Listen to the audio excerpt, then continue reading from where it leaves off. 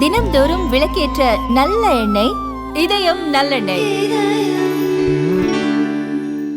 இந்தியாவில் செமிகண்டக்டர் மற்றும் mobile phone உற்பத்தியை மேம்படுத்த சுமார் 1.9 லட்சம் கோடி ரூபாய் நிதி ஒதுக்கீட்டிற்கு மத்திய அமைச்சரவை ஒப்புதல் அளித்துள்ளது.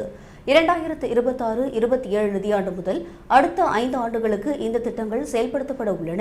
இதுகுறித்து டெல்லியில் செய்தியாளர்களிடம் பேசிய மத்திய மின்னணு மற்றும் தகவல் தொழில்நுட்ப அமைச்சர் அஸ்வினி வைஷ்ணவ், இந்த நிதி 2 முக்கிய திட்டங்களுக்கு செயல்படுத்தப்படும் என்று தெரிவித்துள்ளார். முதலாவது, சிப் தயாரிப்பு மற்றும் தொழில்நுட்ப மேம்பாட்டிற்காக செமிகான் 2.0 திட்டத்தின் கீழ் 1,27,500 கோடி ரூபாய் ஒதுக்கப்பட்டுள்ளது.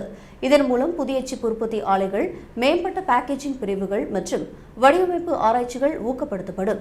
அதேபோல் உள்நாட்டு மொபைல் பிராண்டுகளை சர்வதேச அளவிற்கு உயர்த்த மொபைல் போன் உற்பத்தி திட்டத்திற்கு 62,500 கோடி ரூபாய் ஒதுக்கப்பட்டுள்ளது. மேலும் பாகங்களை ஒன்று சேர்ப்பதுடன் நிறுத்தாமல் முக்கிய உதிரி பாகங்களை இந்தியாவிலேயே தயாரிக்க இந்த திட்டம் வழிவகை செய்கிறது. இதற்காக நிறுவனங்களுக்கு 2.25% முதல் 5% வரை ஊக்கத்தொகை வழங்கப்படும்.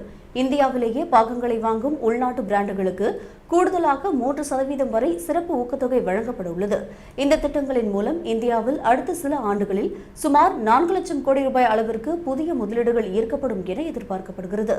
2030-31 ஆண்டிற்குள் இந்தியாவின் மின்னணு உற்பத்தி துறையின் மதிப்பை 48 லட்சம் கோடி ரூபாய் உயர்த்த மத்திய அரசு இலக்கு நிர்ணயித்துள்ளது.